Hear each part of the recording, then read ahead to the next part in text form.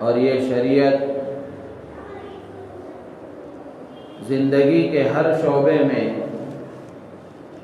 اور ہر قسم کے انسان کے لیے سامان ہدایت ہے۔ ہر شعبے زندگی میں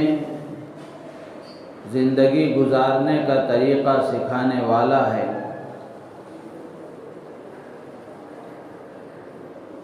ایسا نہیں ہے کہ زندگی کا کوئی شعبہ یا انسانوں کا کوئی طبقہ ایسا ہے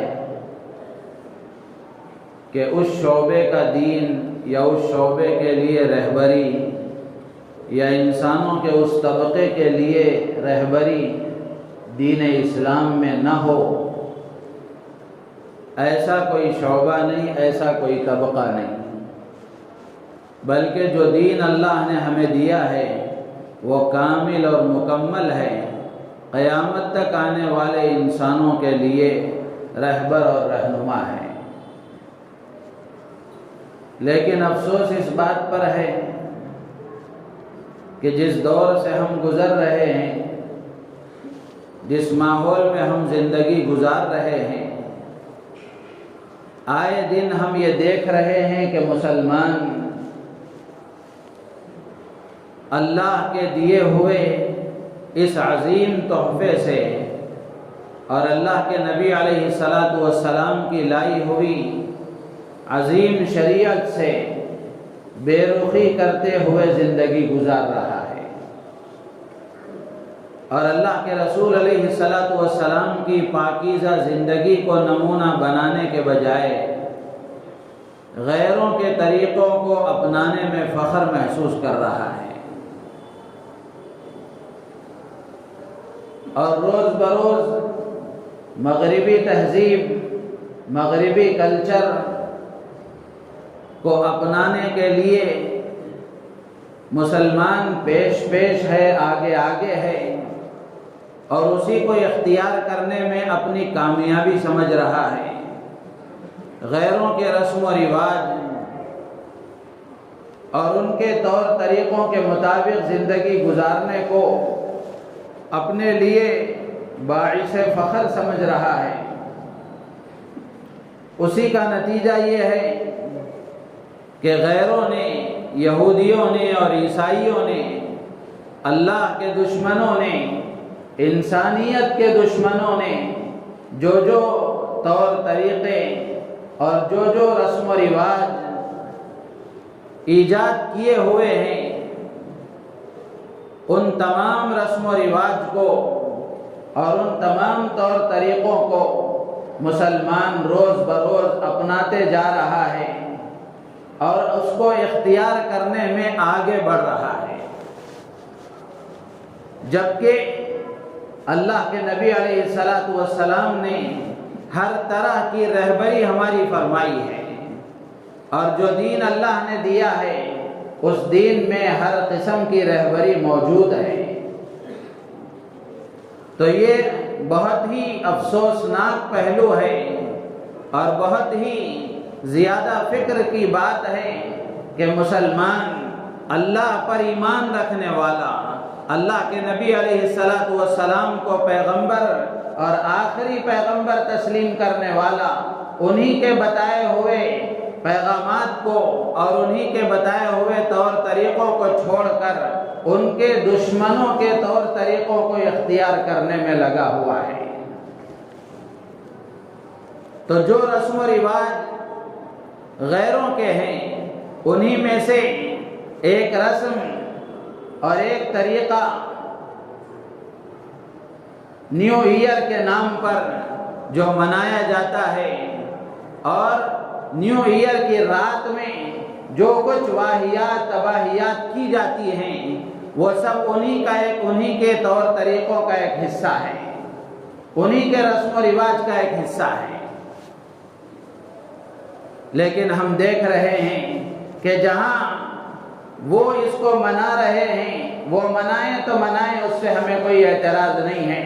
لیکن اللہ کے نبی علیہ السلام کو پیغمبر تسلیم کرنے والا اور اللہ کی وحدانیت پر یقین رکھنے والا، اپنے آپ کو مسلمان کہنے والا اللہ کے حکم کے خلاف، اللہ کے رسول علیہ الصلوۃ والسلام کی لائی ہوئی پاکیزہ اور نورانی شریعت کے خلاف کسی طرح کی کوئی تقریب میں، کسی طرح کی کوئی کارکردگی میں اپنے آپ کو مبتلا کرے، یہ اسلام برداشت نہیں کرتا، اور اسلام اس کی اجازت نہیں دیتا کہ مسلمان کسی غیر اسلامی طور طریقے کو اختیار کرے۔ تو ایک بنیادی بات یہ ہے، اور دوسری بات یہ ہے جو ہم سب کے لیے سمجھنے کی ہے کہ اسلامی سال کا جو آغاز ہوتا ہے وہ محرم الحرام سے ہوتا ہے۔ ہمارے سال کا آغاز تو محرم سے ہوتا ہے اور ذی الحجہ پر سال مکمل ہوتا ہے۔ اس کو قمری اعتبار سے قمری سال کہا جاتا ہے، چاند کے اعتبار سے اس سال کا حساب ہوتا ہے، اور یہ جنوری سے لے کر دسمبر تک جو سال چلتا ہے اس کو شمسی اور سورج کے اعتبار سے عیسوی سال اس کو کہا جاتا ہے، اور محرم سے شروع ہو کر کے ذی الحجہ پر جو سال مکمل ہوتا ہے اس کو اور اس اعتبار سے تاریخ کو ہجری سال کہا جاتا ہے۔ اور اللہ تبارک و تعالی نے یہ ہم مسلمانوں پر بڑا کرم فرمایا کہ اسلامی احکامات کی جو بنیاد ہے، اسلامی احکامات کا جو تعلق ہے، اللہ نے اس کو ہجری سال کے ساتھ وابستہ فرمایا ہے۔ چاند کے اعتبار سے جو سال چلتا ہے، جو مہینے اور جو ایام چلتے ہیں، جو حساب چاند کے اعتبار سے چلتا ہے، اللہ تبارک و تعالی نے اسلامی احکامات کو اس کے ساتھ وابستہ فرمایا ہے۔ اس میں ہمارے لیے اللہ کا بڑا احسان ہے اور ہمارے لیے اللہ کی طرف سے بڑی رحمت ہے۔ صرف ایک رمضان کے روزے کو آپ لے کر کے دیکھیں، اگر سورج کے اعتبار سے، عیسوی سال کے اعتبار سے اسلامی احکامات کا نفاذ ہوتا اور اسلامی احکامات سورج کے اعتبار سے اور شمسی حساب سے ہوتے تو مسلمانوں کا ایک بڑا طبقہ کتنی بڑی پریشانی میں پھنس جاتا۔ جیسے مثال کے طور پر رمضان کا روزہ اگر گرمی کے مہینے میں، مارچ یا اپریل کے مہینے میں اگر طے ہو جاتا کہ اسی میں رمضان کا مہینہ ہوگا، اسی میں روزے رکھنے ہوں گے، تو ایک جگہ کا مسلمان، ایک جگہ کے لوگ گرمی کے موسم میں روزہ رکھتے اور ہمیشہ گرمی کے موسم میں روزہ آتا، ان کے لیے دشواری ہو جاتی۔ لیکن اللہ تبارک و تعالی نے چاند کے حساب سے اسلامی احکامات کو چلایا ہے، اس کے نتیجے میں سال بھر کے تمام مہینوں میں رمضان آتا ہے۔ تو میرے عزیز و دوست و بزرگوں، ہمارا سال تو محرم الحرام سے شروع ہوتا ہے، ذی الحجہ پر ختم ہوتا ہے، اور ہجری سال کے آغاز کا وہ ایک الگ عنوان ہے، اس کی ایک الگ تاریخ ہے جو مسلمانوں کے لیے بہت بڑے سبق کی بات ہے۔ تو اس لیے ہمیں چاہیے کہ ہم اپنے اسلامی تہذیب کو، اسلامی اقدار کو، اس کا پاس و لحاظ رکھیں، اس کا خیال رکھیں۔ لیکن آئے دن ہم دیکھ رہے ہیں جو صورتحال مسلمانوں کی ہوتی جا رہی ہے کہ مغربی تہذیب کو اختیار کرنے میں، ماڈرن کلچر کو فالو کرنے میں مسلمان بھی غیروں کی طرح پیش ہے، آگے بڑھتا جا رہا ہے۔ ایسا لگ رہا ہے کہ مسلمان زبان حال سے یہ کہہ رہا ہے کہ دنیا میں اگر ترقی کرنا ہو یا دنیا میں اگر عزت حاصل کرنی ہو، دنیا میں اگر سربلندی حاصل کرنی ہو تو اس کے لیے محمد الرسول اللہ صلی اللہ علیہ وسلم کا طریقہ نہیں چلے گا، بلکہ دنیا والے جیسا بتا رہے ہیں اس طرح چلنے میں ہماری کامیابی ہے۔ زبان سے اگر کہے گا تو کافر ہو جائے گا، لیکن زبان سے نہ کہتے ہوئے زبان حال سے، اپنے اعمال سے، اپنے کردار سے، اپنے حالات سے مسلمان یہ بتا رہا ہے۔ جبکہ میرے عزیز و دوست و بزرگوں، روز روشن کی طرح یہ بات آیا ہے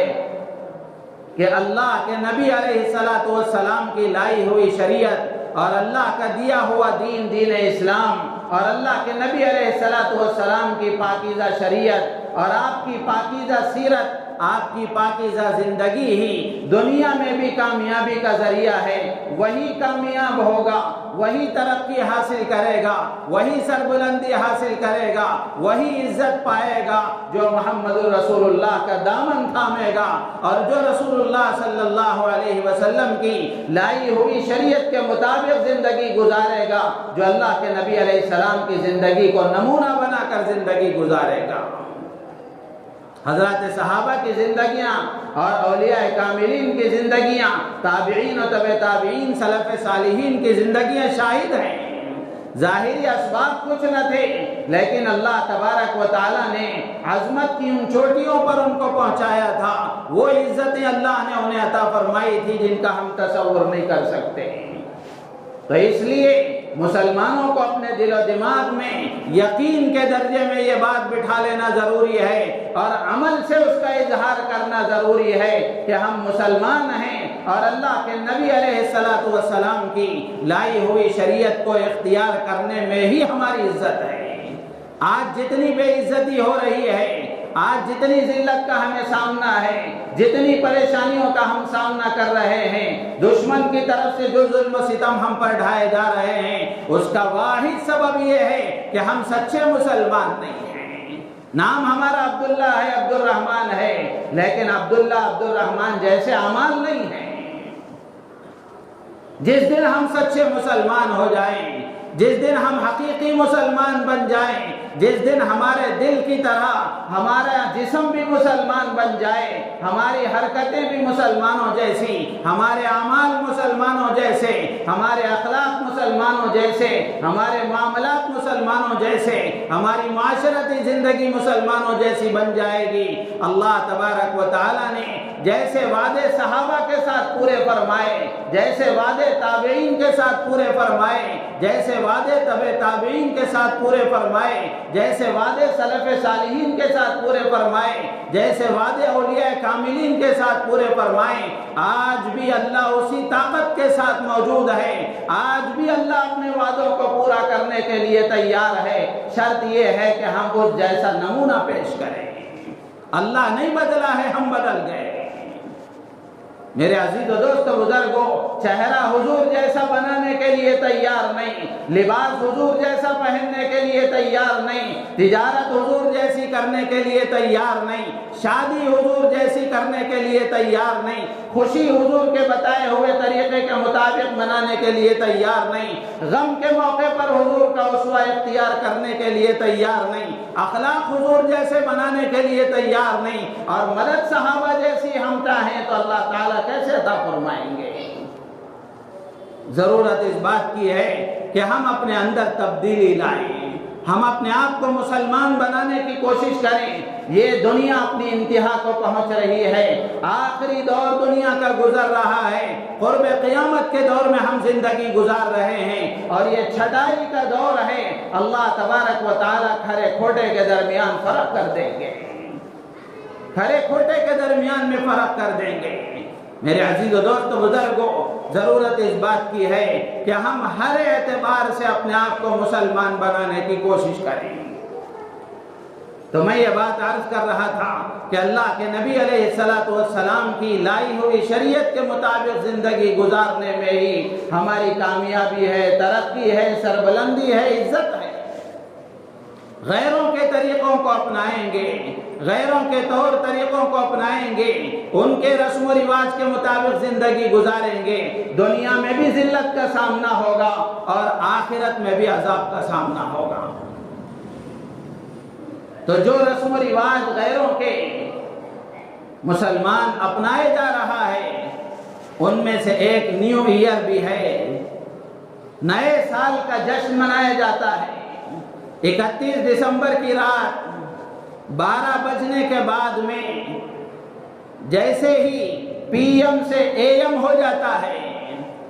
اور 12 کے بعد 1 جنوری شروع ہو جاتا ہے، تو اس رات میں جو بے حیائی، جو ننگا ناچ ناچا جاتا ہے اور اللہ کی سرزمین پر اللہ کو ناراض کرنے والی جو حرکتیں کی جاتی ہیں وہ غیر کرے تو کرے، ہمیں اس سے کوئی اعتراض نہیں، لیکن میرے عزیز و دوست بزرگوں، ہم اللہ کو ماننے والے اگر ہماری طرف سے بھی یہ حرکتیں ہوں تو اللہ کو کتنا غصہ آئے گا۔ اور یہ نیو ایئر کیا بلا ہے، یہ نیو ایئر کی ایجاد کہاں سے ہوئی اور یہ جشن کب سے منایا جا رہا ہے؟ علماء نے لکھا ہے کہ یہ 19ویں صدی سے شروع ہوا ہے۔ یہودیوں اور عیسائیوں کی ایجاد کردہ یہ رسم ہے۔ ہوتا یہ تھا کہ برطانیہ کی رائل نیوی کے جو نوجوان تھے ان کا اکثر حصہ سمندری جہازوں میں گزرتا تھا، تو سمندر کا جو سفر ہے وہ تھکا دینے والا سفر ہوتا ہے، تو سمندر کے جو تھکا دینے والے سفر ہوتے تھے وہ بور ہو جاتے تھے اور اپنے اندر ایک قسم کی اکتاہٹ محسوس کرتے تھے، بور پن محسوس کرتے تھے، تو وہ خود اپنے آپ میں دلچسپی کا کوئی سامان پیدا کر لیتے تھے، رنگ برنگ کی تقریبات اور فنکشن منعقد کرتے تھے، سالگرہ منایا کرتے تھے، ویکینڈ مناتے تھے، کرسمس مناتے تھے اور پتہ نہیں کیا کیا مناتے تھے۔ ایک مرتبہ 31 دسمبر کی رات تھی، جہاز کا پورا عملہ، اس کا جو حال ہوتا ہے، اس کو 31 دسمبر کی رات کو اس کو سجایا گیا، اور سجا کر کے اس وقت میں جیسے ہی 12 بجے، رات کے 10 بجے سب نے شراب تقسیم کی گئی، سب کے درمیان میں شراب تقسیم کی گئی اور حال کو سجایا گیا، اور جیسے ہی 12 بجتے ہی ان لوگوں نے آپس میں ایک دوسرے کو نئے سال کی مبارکباد دی، اور پھر کیک کاٹا گیا، اور پھر اس کے بعد میں ناچنے گانے کی محفلیں شروع کی گئی۔ تو اس طرح یہ نیو ایئر نائٹ کا آغاز ہوا، وہاں سے نئے سال کے جشن منانے کی ترتیب شروع ہوئی۔ یہ پہلے سال ہوا کہ صرف سجایا گیا تھا حال، شراب تقسیم کی گئی اور کیک کاٹا گیا، ناچنے گانے کی محفلیں تیار کی گئی۔ اگلا سال آیا تو اگلے سال میں جو جہاز کے جونیئر افسر تھے انہوں نے سینئر افسروں سے اس بات کی درخواست کی کہ شراب کے ساتھ کباب اور شباب بھی ہونا چاہیے، کہ شراب پی جائے اور پھر اس کے ساتھ کیک بھی کاٹا جائے، اس کے ساتھ ساتھ شباب کے تقاضوں کو پورا کرنے کا بھی انتظام کیا جائے، کھلم کھلا بے حیائی کا ننگا ناچ ناچا جائے۔ تو دوسرے سال میں یہ ہوا کہ جب 31 دسمبر آیا تو اس وقت میں جہاز میں شراب کے ساتھ، کیک کے ساتھ، کباب کے ساتھ عورتوں کا بھی انتظام کیا گیا، بے حیا عورتوں کا بھی انتظام کیا گیا، جس میں زنا ہوا۔ تو میرے عزیز و دوست و بزرگوں، اس وقت سے اس کا آغاز ہوا ہے۔ آپ اپنے دل پر ہاتھ رکھ کر کے سوچیں، ہم سب کے لیے فکر کی بات ہے کہ ہم سوچیں کہ کیا ان میں سے کوئی کام مسلمان کر سکتا ہے؟ کیا اسلام میں اس میں سے کسی ایک کام کی بھی اجازت ہو سکتی ہے؟ لیکن عجیب بات ہے کہ مسلمان نوجوان بھی اس میں آگے بڑھتے جا رہے ہیں، جبکہ سال کی شروعات اور سال کا اختتام یہ کوئی جشن منانے کا موقع نہیں ہے، خوشی منانے کا موقع نہیں ہے، بلکہ یہ ہم سب کے لیے فکر کی بات ہے، احتساب کا موقع ہے، محاسبے کا موقع ہے، اپنی ایک گزرے ہوئے سال کے جائزہ لینے کا موقع ہے، آئندہ سال کے منصوبہ بنانے کا موقع ہے کہ گزرا ہوا سال کیسے گزرا، کیا اس میں کوتاہیاں ہو گئی، کیا اس میں نافرمانیاں ہو گئیں، اور کس طرح میں نے وہ سال گزارا ہے، اس کا جائزہ لینے کا وقت ہے۔ اور اسی طریقے سے آئندہ سال کے لیے نئے عزائم کے ساتھ، نئے منصوبے کے ساتھ نیا سال شروع کرنے کا موقع ہے۔ لیکن اللہ کے دشمنوں نے، انسانیت کے دشمنوں نے ایسے موقعوں پر انسان کو غافل کرنے کے لیے، بے حیا بنانے کے لیے، انسانیت کو تار تار کرنے کے لیے ایسے رسم و رواج کو ایجاد کیا ہے جس میں مسلمان ان سب چیزوں سے غافل ہو جاتا ہے۔ سال گزر گیا تو یہ زندگی کا ایک سال چلا گیا، جو سانس نکل گئی وہ واپس آنے والی نہیں، جو دن گزر گیا وہ واپس آنے والا نہیں۔ کسی شاعر نے، اللہ والے کا شعر ہے، ہو رہی ہے عمر مثل برف کم، چپ کے رفتہ رفتہ دم بدم. برف کثیر ہوتا ہے، جیسے جیسے وہ گھلتا رہتا ہے آہستہ آہستہ وہ پانی بن جاتا ہے. اسی طرح شاعر کہتا ہے ہو رہی ہے عمر مثل برف کم، برف کی طرح عمر کم ہوتی جا رہی ہے، آپ بڑے ہو رہے ہیں. اس کا مطلب یہ نہیں ہے کہ یہ جشن منانے کا موقع ہے، بلکہ یہ موقع ہے اس بات کو یاد کرنے کا کہ میں قبر سے اور زیادہ قریب ہو گیا، دنیا سے جانے سے اور زیادہ قریب ہو گیا.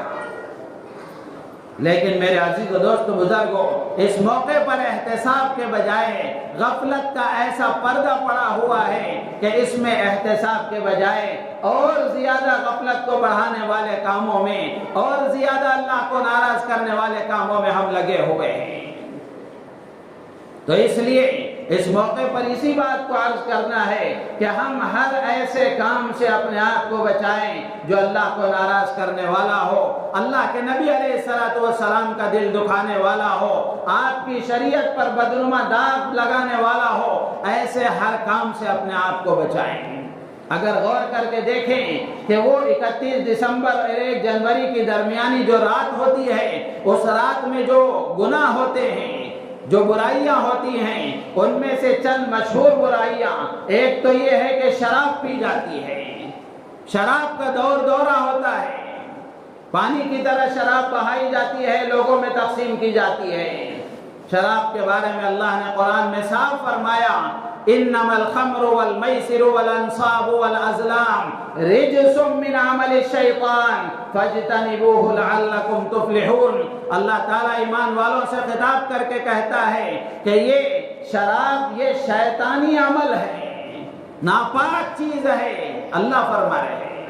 رجس من عمل الشیطان، یہ شیطان کی حرکتوں میں ایک ناپاک چیز ہے. اللہ تعالیٰ ایمان والوں سے کہتے ہیں فاجتنبوه، بچو اس سے، لعلکم تفلحون، تاکہ تم کامیاب ہو جاؤ. میرے عزیز و دوست بزرگوں، حدیث میں بے شمار حدیثیں ہیں. اللہ کے نبی علیہ السلام نے کیسی کیسی وعیدیں شراب پینے والوں کے بارے میں فرمائی ہیں. اللہ کے نبی نے ایک حدیث میں فرمایا کل مسکر خمر وکل مسکر حرام، ہر نشہ پیدا کرنے والی چیز شراب ہے اور ہر نشہ پیدا کرنے والی چیز حرام ہے. صرف شراب کا بوتل ہونا کافی نہیں ہے، آج جو نشے کی الگ الگ قسم کی شکلیں بنی ہوئی ہیں یہ سب حرام ہیں، یہ سب حرام ہے. اور اس لعنت میں مسلمانوں کا ایک بڑا طبقہ مبتلا ہے، خاص طور سے ہمارے نوجوان، چھوٹے چھوٹے بچے نشوں کے عادی ہیں. کتنے افسوس کی بات ہے. میرے عزیز و دوست و بزرگوں، اللہ کے نبی کی ایک حدیث آپ کو سناتا ہوں. اللہ کے نبی علیہ السلام نے فرمایا کہ جو شراب پینے کا عادی ہو جاتا ہے، یہاں شراب کا مطلب ہر نشے کی چیز، ہر نشے کی چیز، جو بھی نشے کی چیزوں کا استعمال کرنے کا عادی ہو جاتا ہے، اس پر مصر رہتا ہے اور اسی حالت میں دنیا سے چلا جاتا ہے. اللہ کے نبی علیہ السلام نے فرمایا قیامت کے دن اللہ تعالی جہنم کی ایک ایسی نہر سے اس کو پلائے گا، اور ایسی نہر کا پانی اس کو پلائے گا جس نہر میں پانی نہیں ہوگا، بلکہ اللہ کے نبی نے فرمایا کہ زانیہ عورتوں کی شرمگاہوں سے نکلنے والا گندا خون اور پیپ جو نکلے گا اللہ تعالیٰ اسے وہ پلائے گا. نشہ استعمال کرنے والے، نشیلی چیزوں کے عادی نوجوان اور بڑی عمر کے افراد بھی، اور شراب کے عادی نوجوان اور شراب کے عادی بڑی عمر کے لوگ بھی غور کر کے دیکھیں قیامت کے دن کتنا بھیانک عذاب اللہ نے اس کا رکھا ہے. تو میرے عزیز و دوست و بزرگوں، اور بھی بے شمار حدیثیں ہیں جس میں اللہ کے نبی علیہ السلام نے فرمایا اسی ایک بات کو آدمی اپنے ذہن میں رکھ لے، ہر نشہ استعمال کرنے والا، ہر شراب پینے والا یہ حدیث اپنے ذہن میں رکھے کہ کتنا بھیانک عذاب ہے، کتنا خطرناک عذاب ہے. نوجوانوں سے بطور خاص عرض کروں گا، اور وہ نوجوان جو نشے کے عادی ہیں، اور وہ چھوٹے چھوٹے بچے 7, 8, 10 سال کے بچے وہ بھی نشے کے عادی ہیں. قیامت کے دن اللہ تبارک و تعالیٰ کے عذاب سے ہم بچ نہیں سکتے. اور وہ انسانیت کے کتنے بڑے دشمن ہیں جو نشہ فروخت کرتے ہیں، بیچتے ہیں، شراب تقسیم کرتے ہیں۔ ڈرنا چاہیے اللہ کے عذاب سے اور اپنے انجام سے بے خبر نہیں ہونا چاہیے۔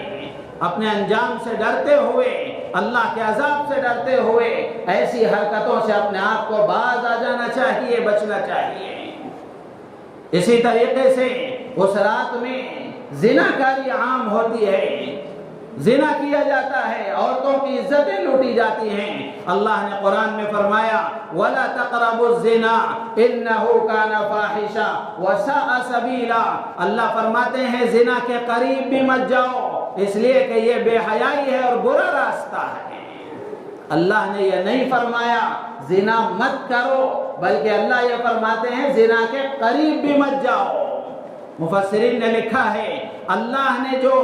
طرز تعبیر اختیار فرمایا ہے، بولنے کا جو انداز ہے اللہ کا کہ زنا کے قریب بھی مت جاؤ، تو اس سے پتہ چلتا ہے زنا تو ہے ہی حرام، لیکن زنا تک لے جانے والی جتنی حرکتیں ہیں وہ ساری حرکتیں حرام ہیں، وہ ساری حرکتیں حرام ہیں۔ حضرت مفتی سعید صاحب پالن پوری رحمۃ اللہ علیہ نے ہدایت القرآن جو ان کی تفسیر ہے اس میں لکھا ہے کہ نامحرم اجنبی لڑکی، اجنبی عورت کو دیکھنا، بری نظر سے دیکھنا یہ بھی حرام ہے، اس سے گفتگو کرنا یہ بھی حرام ہے، اس کو شہوت کی حالت میں چھونا یہ بھی حرام ہے، اور اسی طریقے سے کسی نامحرم عورت کی باتوں کو دلچسپی سے سننا یہ بھی حرام ہے۔ وہ نوجوان اور وہ بڑی عمر کے افراد جو اپنا کوئی گرل فرینڈ رکھتے ہیں یا پھر موبائل پر وہ چیٹنگ کرتے ہیں، وہ خود سوچ کر کے دیکھیں۔ اللہ کے نبی نے ایک حدیث میں فرمایا آنکھ بھی زنا کرتی ہے، کان بھی زنا کرتا ہے، ہاتھ بھی زنا کرتے ہیں، پیر بھی زنا کرتے ہیں۔ پوچھا گیا اللہ کے نبی نے فرمایا آنکھ کا زنا غلط چیزوں کو دیکھنا ہے، نامحرم عورت پر نظر ڈالنا ہے، کان کا زنا غلط باتوں کو سننا ہے، ہاتھ کا زنا غلط چیزوں کو پکڑنا ہے، پیروں کا زنا غلط چیزوں کی طرف چلنا ہے۔ میرے عزیز و دوستو بزرگوں، یہ موبائل پر جو چیٹنگ ہو رہی ہے یا پھر فون کے ذریعے سے جو گفتگو ہو رہی ہے، بہت سارے نوجوان بلکہ 90% اگر کہا جائے تو مبالغہ نہیں ہے، یہ کالجوں اور اسکولوں کی جو زندگی ہے اس نے اتنا نوجوانوں کو بے حیا بنا دیا ہے کہ وہاں کو ایجوکیشن، مخلوط تعلیم، کہ وہاں لڑکا لڑکی ایک ساتھ بیٹھتے ہیں، پڑھتے ہیں، وہاں سے ان کی دوستیاں ہوتی ہیں اور پھر نتیجہ بے حیائی کے درجے تک پہنچ جاتا ہے۔